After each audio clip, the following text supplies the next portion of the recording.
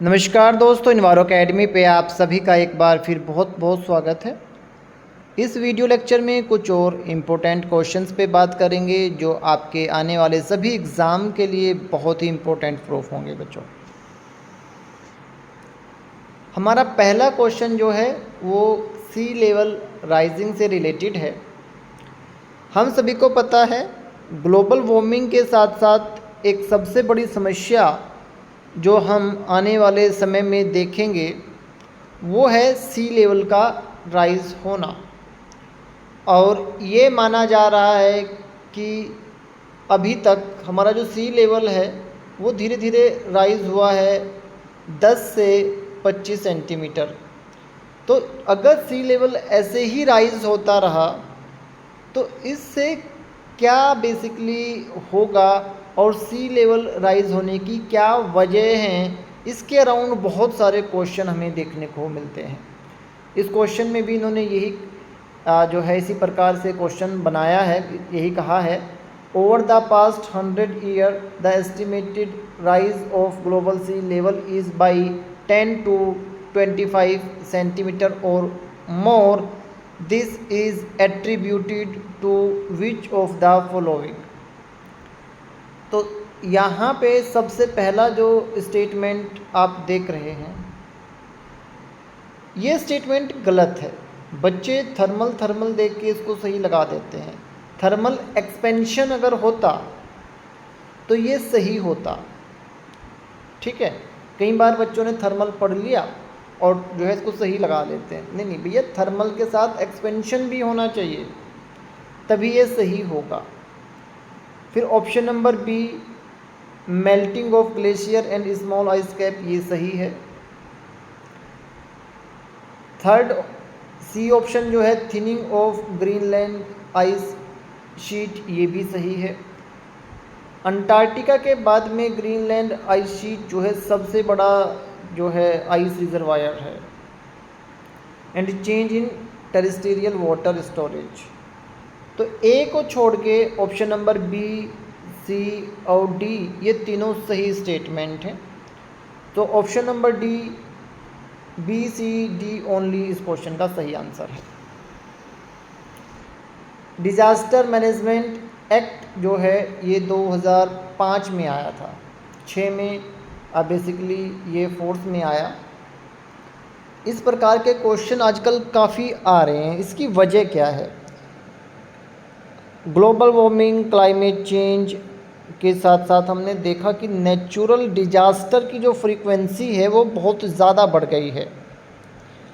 और sustainable development की जब भी हम बात करते हैं तो उसमें भी नेचुरल डिजास्टर मैनेजमेंट को काफ़ी महत्व दिया गया है। तो जैसे जैसे डिजास्टर बढ़ेंगे, जैसे जैसे नेचुरल डिजास्टर की फ्रीक्वेंसी बढ़ेगी, वैसे वैसे डिजास्टर मैनेजमेंट का जो प्रोसेस है या उससे संबंधित क्वेश्चन जो हैं इनका महत्व बढ़ेगा।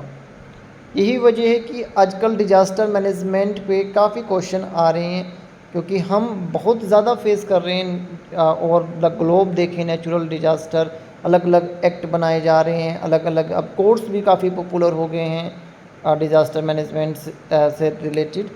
तो हमें जो है डिजास्टर मैनेजमेंट के पे थोड़ा सा पढ़ना चाहिए। जितने भी नेचुरल डिजास्टर हैं, चाहे फ्लड्स हो गया, अर्थक्वेक हो गया, है ना, वोल्केनिक इरप्शन हो गया, इन सभी पे थोड़ा थोड़ा जानकारी हमें लेनी चाहिए। इनके शॉर्ट नोट्स बनाने चाहिए। और इन्वायरमेंटल आपका disaster management, natural disaster management के संबंधित जो लॉ हैं, नियम हैं, प्रिंसिपल्स हैं, उन पे भी थोड़ा सा हमें ध्यान देना चाहिए, अपने नोट्स बना के वो करना चाहिए। एक क्वेश्चन की हम उम्मीद करते हैं कि पेपर 1 में या पेपर 2 में आपको हमेशा मिलेगा। Biochemical oxygen demand is a key indicator of the process performance of waste water treatment plant. The plant is said to be efficient if BOD decreases। Biological oxygen demand, biochemical oxygen demand हमें बताता है पानी में कितना organic material present है। अगर आपका treatment plant जो है उसमें बीओडी कम हो रही है, या ये कहिए कि ट्रीटमेंट के दौरान बीओडी कम होती जा रही है, इनलेट की बीओडी हाई है, आउटलेट की बीओडी लो है, तो आप कहेंगे कि आपका जो प्लांट है वो एफिशिएंटली काम कर रहा है। तो ऑप्शन नंबर ए डिक्रीजेज इस क्वेश्चन का सही आंसर है।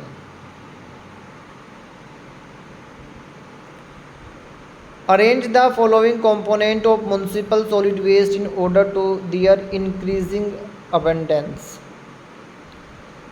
इस प्रकार के क्वेश्चन भी आजकल काफ़ी आ रहे हैं। सॉलिड वेस्ट मैनेजमेंट जो है one of the most important topic होता जा रहा है। यूजीसी नेट इन्वायरमेंटल साइंस में तो क्वेश्चन आते ही हैं, बट पोल्यूशन कंट्रोल बोर्ड जैसे जो एग्ज़ाम है वहाँ भी काफ़ी मात्रा में काफ़ी नंबर जो है इस प्रकार के क्वेश्चन का हमें देखने को मिलता है।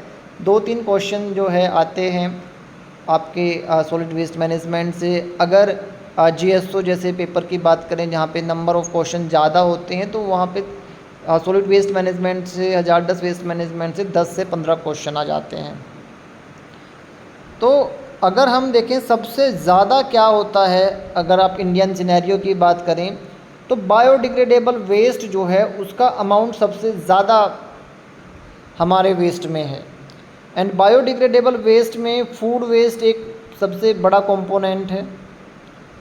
तो सबसे ज़्यादा हमारे वेस्ट में फूड वेस्ट होता है। कंपोस्टेबल वेस्ट एक टर्म है, और जो है अगर हम देखें हमारा जो टोटल म्युनिसिपल सॉलिड वेस्ट है उसमें कंपोस्टेबल वेस्ट जो है वो लगभग 48% होता है। अब कंपोस्टेबल वेस्ट के डिफरेंट कंपोनेंट्स में आपका फूड वेस्ट भी आता है, तो आप कह सकते हैं कि फूड वेस्ट सबसे ज़्यादा होगा।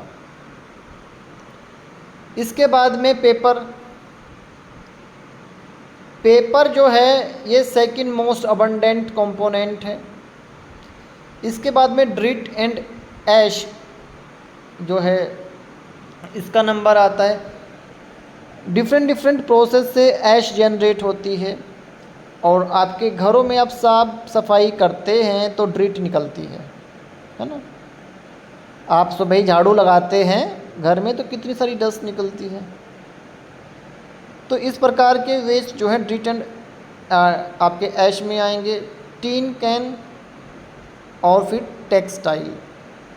सो ये आपका हायर से लोअर साइड में है। अगर आप लोअर से हाई में जाएंगे तो आप जो है textile, tin, dirt and ash, paper and food, इस तरीके से अपना सीक्वेंस बनाएंगे।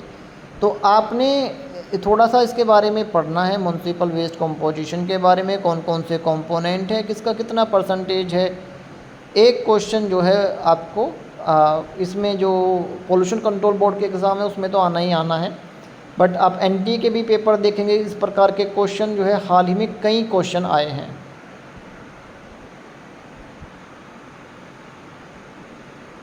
नेक्स्ट क्वेश्चन है main concept behind the solar pond to store the solar energy is. जो सोलर पॉन्ड होते हैं इनमें जो है सोल्ट ग्रेडियंट रखा जाता है।